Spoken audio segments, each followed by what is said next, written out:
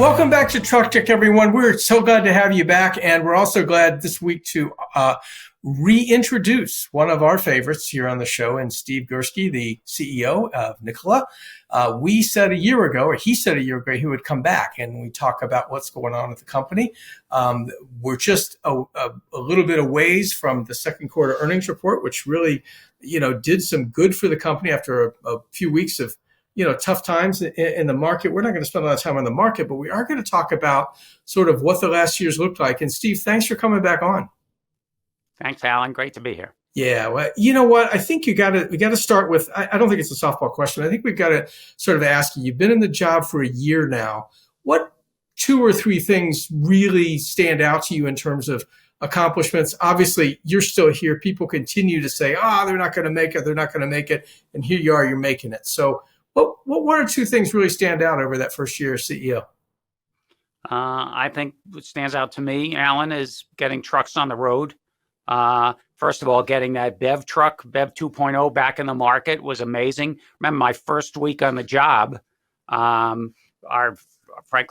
battery supplier filed Chapter 11. We had a battery fire. We had a recall. And to get those trucks back in the market within a year is nothing short of remarkable. Getting the fuel cell truck launched, getting the hydrogen stations deployed, nothing short of remarkable. And frankly, the team here is really amazing how they move, they rally, they lead from the front. I mean, it's really an impressive group of people, and it's fun to work with them. You have remade, as most CEOs get the opportunity to do, you've remade your management team. You brought on people you trusted in Mary Chan, Tom Okray, as CFO, Mary sort of running the operation of the day-to-day stuff. They have clearly made some specific contributions. I'd like to hear what you think they've brought to the team, to the party, if you will, beyond just the wisdom of being able to have people you're comfortable working with. Yeah. So let's start with Mary. Mary is a very seasoned tech executive. Okay. She was 25 years at Lucent and Bell Labs. She was working for Dell before I recruited into GM to restructure OnStar. Mary can speak to the engineers in a language that I can't really speak to them in. She speaks their language. She knows how to prioritize engineering resources. She knows how to prioritize programs. That's her wheelhouse. She's very good at that. And she's garnered the respect of the team there. Tom is a very seasoned CFO. He's been CFO of 3 different public companies. He's been CFO of a manufacturing automotive operation or internal CFO of one of those companies. So he knows how wheels work inside this company and where can we get cash, the prioritization of cash and what have you. Yeah, you said back in December when we talked, you thought that 2024 was going to be the best year in Nikola history. We're about 10 months in now, about 8 months in, I guess. How do you used to hold that opinion? Absolutely, Alan. We just reported record revenue here. We're putting trucks on the road, just reported record revenue. We've sold 140 some odd trucks or wholesaled 140 some odd trucks. We got 12 different fleets driving our trucks. We are pumping hydrogen in multiple locations and seeing is believing. I mean, people are getting on the field, they're trying our trucks, and the more people see what we're doing, the more interested they become. More customer interest, more partner interest. More interest from investors, obviously, today. So pretty exciting. Yeah. You've got truly a first mover advantage. Nobody else is really selling hydrogen trucks. We've got some test fleets out there from Hyundai and others, but you're the only one that's actually, selling them and putting them on the road that way. And the same with infrastructure, really. It's early, but you've got a start both in the U.S. and in Canada. You've got more fuel cell trucks than anybody. And you've said, I think, that you don't anticipate meaningful competition before the end of the decade. Now, Hyundai is not producing fuel cell trucks in this country, but, based on their global efforts, they appear plenty serious about challenging you and, coming into this market. They're going to do, they're going to run the plants, the logistics from their plant in Georgia on hydrogen and that sort of thing. Do you welcome and enlarging the pool for hydrogen fuel cell trucks, or is this market best left to a major player? And that hardly ever happens, right? Absolutely. Frankly, the only 2 players in the market right now are players that don't have diesels in the market right now. But we absolutely encourage other people to come. It helps develop the ecosystem. Remember, Alan, there's 4 million Class A trucks on the road in North America. They're eating up 35 to 40 billion gallons of diesel a year. That's the market we're trying to disintermediate, and there's room for plenty of us there. That's a nice big word. I have never used that word, Steve, but you're welcome to it. Which word? Disintermediate. That's a nice word. You're trying to disrupt that market to a point. We're right? disrupting that market. Yeah. We're trying it on the truck side. We're trying it on the fuel side, and we encourage partners on the fuel side also. But let's be honest, Alan, we need like-minded partners. We're trying to build a coalition of a purpose-built coalition, a coalition of the willing people who are like-minded. Since we put trucks on the road, we are getting more interest from potential partners than we ever have. But if we have big oil company A come over and say, we want to partner with you on stations, that's great because they have money. We're capital constrained, but there's one problem. We move faster than they do. And the second problem is if they're late by a year, no one in their company cares. If we're late by a year, we're out of business. Sure. We go to work every day like our life depends upon it because it does. Yeah. This is all we do, zero mission. And we need to find partners who feel the same way. Well, and, I think I heard Thomas Liquidity say on your earnings call, he said, there's not really a chicken and the egg anymore because you've got trucks out there and now people are coming to you and saying, hey, let's do hydrogen or let's do whatever. Do you see an investor of sorts? I mean, Thomas mentioned that he wants a year in 2025 where you don't have to constantly be pinging the equity market with what you have left in terms of shares that you can sell either at the market or however. Do you have something coming in that space that will be sort of a partnership that would sort of address some of this cash crunch? I really can't address any future-looking things, Alan, but let me just say this. Since we put trucks on the road, we have more interest in the company than we've had before. And now it's about conversion of that interest, converting customer interest into customer orders, converting partner interest into lower costs or, frankly, offloading capital, and investor interest where people are playing an option. This is an option on the future of an ecosystem that could be enormous. And I would argue if you wanted to rebuild this company from scratch right now, it would cost you a lot more than the market value of the company. Okay, let's talk about liquidity. Again, it looks like, based on what we heard on your most recent earnings call, that you've got about enough cash at $253 million, give or take, of free cash right now to get you through kind of the end of the year. You got some leeway, I guess, or whatever you want to call it, through your most recent reverse stock split. That gave you a little breathing room. And it's clear that you're making progress on the order front. You beat top and bottom line in the second quarter. Yet cash could be a big issue. What kind of runway do you see right now? Tom said on the call, we want to have 6 months worth of runway. We had that at the end of the second quarter. We will need to raise more cash going forward. We have plans in place to different avenues where we think we can get it. And you'll see more to that. You'll see more of that. Okay, well, dilution has been a big issue. Are you talking about more dilutive kind of stuff or something else? We look at dilutive and non-dilutive ways to raise cash in this company. Internally, there's a lot of cash. There's a lot of money tied up in accounts receivable and receivables outstanding. There's money tied up in payables. Those are things we can work on internally, but we'll need external capital also. Okay. Well, I know you don't control the stock market. You worked on it once upon a time, but you don't have any control over it. What catalysts do you see that look good for you, look good for Nikola in the market? So doing what we say we're going to do is a big catalyst. We said we're going to add more customers. To the extent we add more customers, you saw Walmart Canada.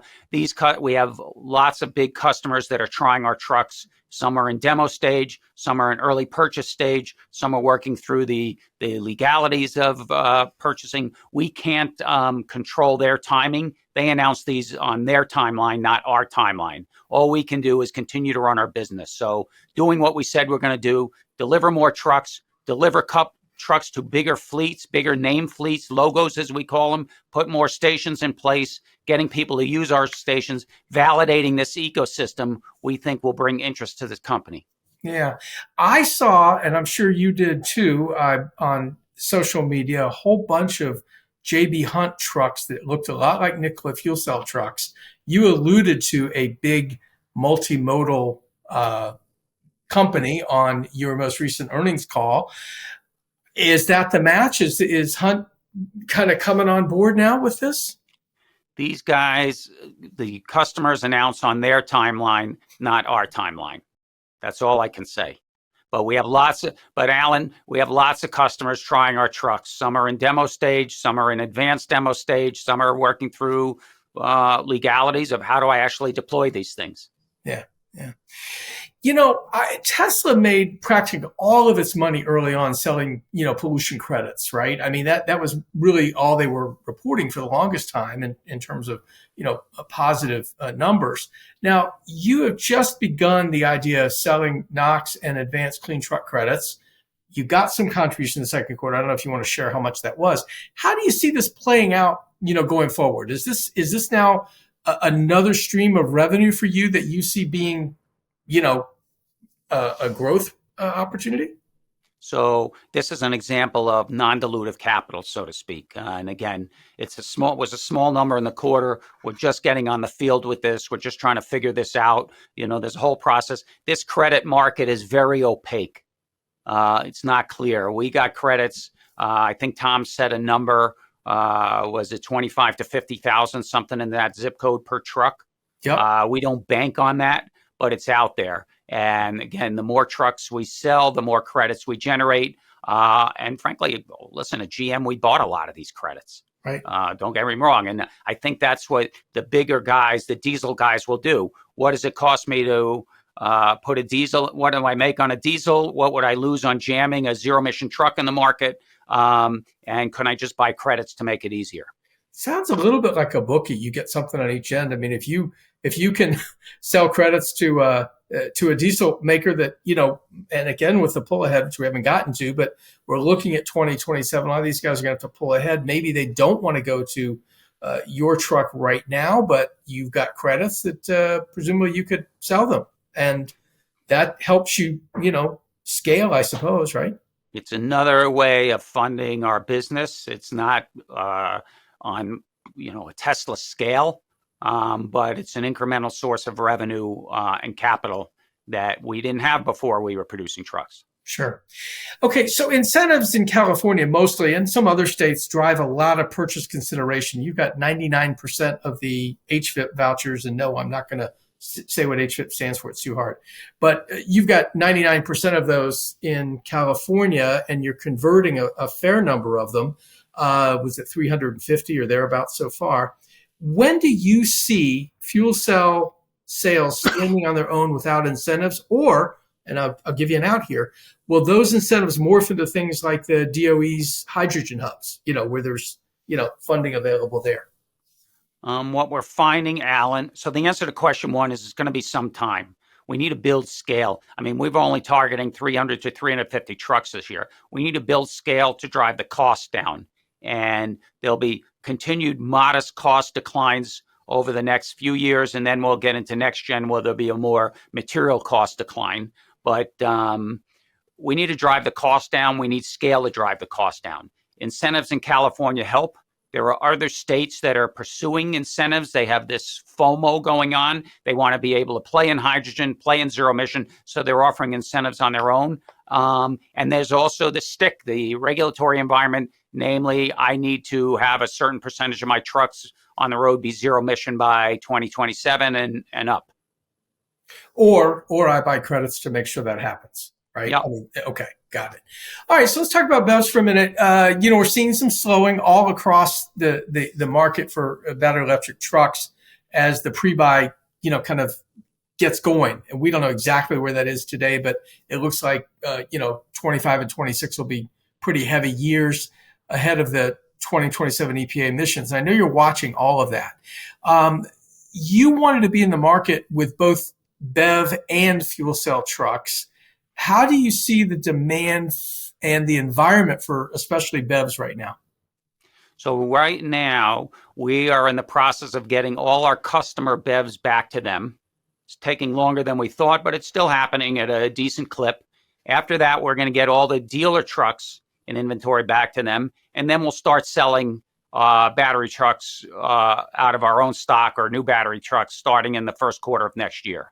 I would say that almost all of the dealer trucks that we are putting back out there are spoken for. Okay, so there's customers. So you said there's a slowing of demand. We don't see that yet.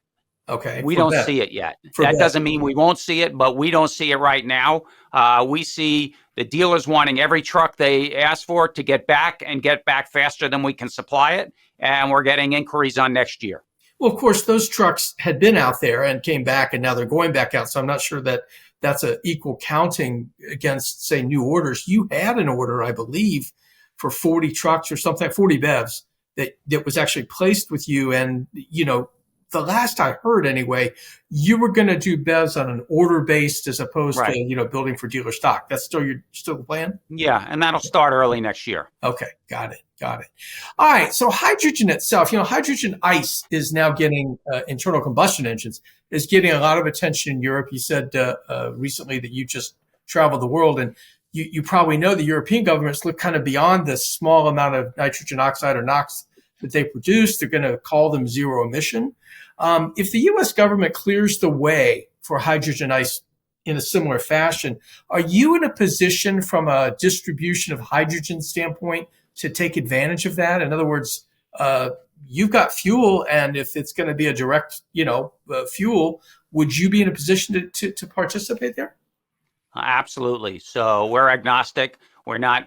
It's not a closed system. We told lots of players in the ecosystem that they want to fuel in our locations.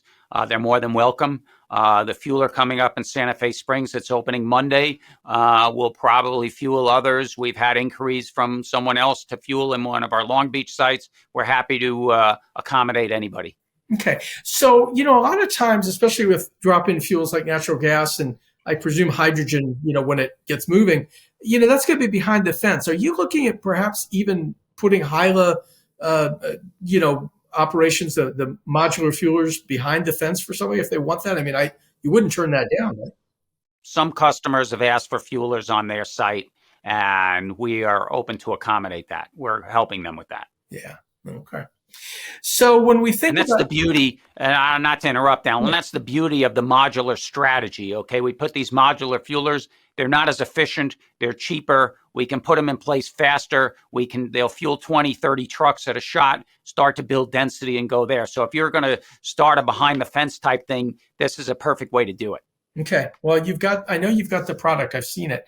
When we think about true zero emission, green hydrogen then is sort of the equivalent of an electric grid for a clean electric grid for BEV trucks, with renewables providing the energy and that sort of thing.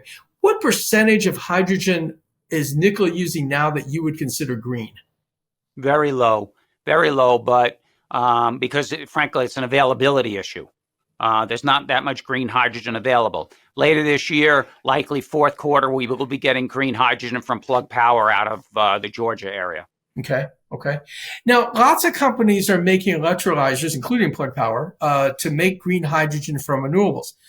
Fuel cell trucks, hydrogen infrastructure are still in its infancy. You said that, and no one would argue there. What kind of roadmap do you see towards going green, if you will, in the hydrogen space? Yeah, we get calls every week from new players that are developing green hydrogen sites. Well, frankly, all different types, not just electrolysis, all different types. We explore those. We're happy to be the offtake for them. And we are the anchor offtake for a lot of these. These are not this year. It's not coming on this year, slowly starting next year and then ramping up the year after that. So there'll be more of that. But a lot of them come to us, Alan, because we provide offtake and we provide density. Remember, we said on the call today, one fuel of our truck, which is even half a tank, is like fueling 60 hydrogen cars. Right? We're going to basically double the mobility, hydrogen fueling for mobility in the country by the end of the year. Well, though, that fuel cell cars are not doing great right now. I mean, there's 15,000 of them or 18,000 of them. It's not a lot. Most of them aren't new, but that's okay. I mean, it's a fair point, though. about, doubling the amount of hydrogen in play. I mean, that's a fair point. And we're just getting started. Okay. I want to ask you though, from a hydrogen perspective, is there something that, sort of advances that, quickly? Is that maybe a partnership that you could do? I mean, I always end up talking about Cummins on like every call I do, I think, or every podcast I do. They're making a lot of electrolyzers. Is that a good partnership for you? You had something with Nell in the early days before you were running the company. But, now, I mean, this idea of, making hydrogen from electricity, of course, that's expensive. And then I can't let this go without talking about the current price of hydrogen. I know you don't talk about how much you're charging, but it's still $30 a kilogram, right? I mean, thereabouts. That's the price, the public price at the pump. Uh-huh. You know what we're paying. You're not paying that. All right. No. Okay. You want to tell me what you're paying? No. Oh, okay. I thought I'd date. You don't blame me for trying to. You thought you'd sneak that one in there or what? Yeah, I did, actually. That's not really a full gotcha question, though, I don't think. And I don't have any more of those for you either. But we're not, just to answer the question, we're not currently in the business of making hydrogen. We talk to a lot of people who are going to be in that business. We will partner with those people. We could be we could have a large piece of offtake, a small piece of economics. There's lots of ways to skin that cat, but there's lots of activity going on in the hydrogen production space. And we're willing to partner with lots of people. Again, finding this like-minded coalition, this purpose-built coalition is what we're after here. Okay. All right. So Thomas Ducray made one reference. I thought it was two, but just one to your next gen truck on your call. And he referenced that. Is this going to be the long haul sleeper cab truck that was originally, I think, known as the Nikola 2, I believe, back in the day? Is that kind of what you're looking at? Or are you looking at refining what you do for the sort of port work and what would we call mid-range kind of stuff? What do you think there? What's happening with that? Alan, we're not giving a lot of details on next gen. Suffice it to say, it's going to be significantly lower cost and better performance. We're not giving any more details beyond that, but I think a perfect question for FreightWaves readers is, would you like to see Nikola build a sleeper cab? Okay, well, you've got the perfect audience here to answer that. And so people, if you want to know, just, drop me a note at aadler@freightwaves.com and I'll ask Steve and then he can tell you. So let's get you out of here on this, Steve. Autonomy is interesting. You announced back in early 23 that you would make plus autonomous technology, not level 4, but kind of level 2 plus autonomous technology standard this year. What's the status of that right now? We're working internally on a level 2 plus system. We will be relying on partners for either add-ons to our system or their system. And for level 4, we're going to rely on partners. It's not something we have the resources to do internally right now. So we'll rely on partners, and we are experimenting with a number of players. One of the things that hydrogen was going to do originally, because we weren't going to have, hydrogen replacing fueling stations across the country. We're going to have 170,000 hydrogen stations, but there were going to be routes that, had a hydrogen station at each end. That almost seems to mirror the idea of autonomy, which also does hub to hub kind of work. Now, Hyundai, I brought them up earlier, but they said they're testing level 4 with plus. And with autonomy sort of seen as a long haul middle mile solution, it seems, like I said, it seems to go well. How complementary do you see the two of those, hydrogen and autonomy? I think hydrogen is long haul. I think it could fit somewhere down the line. We have a lot of software in our truck. Autonomy is a software driven add-on to the truck.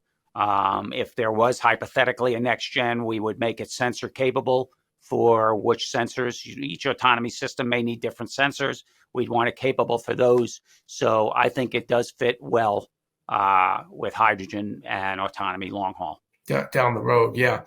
Okay, Steve, I'm going to give you the final word. I really did get through my question list. I'm really surprised. And I don't like doing question answer, but, there was so much I wanted to catch up with you on. So Thanks, Alan. Happy to catch up anytime. So I Okay. appreciate it. And just remember, there's more interest in this company than there's been since I've been here. Interest from customers, interest from potential partners, interest from investors. And it's just about converting that interest, doing what we said we're going to do. And look forward to seeing you next year, Alan. All right. We'll make the date right now, August next year. Let's get back together and talk about this. I presume I'll have a podcast. I don't know. I hope I do.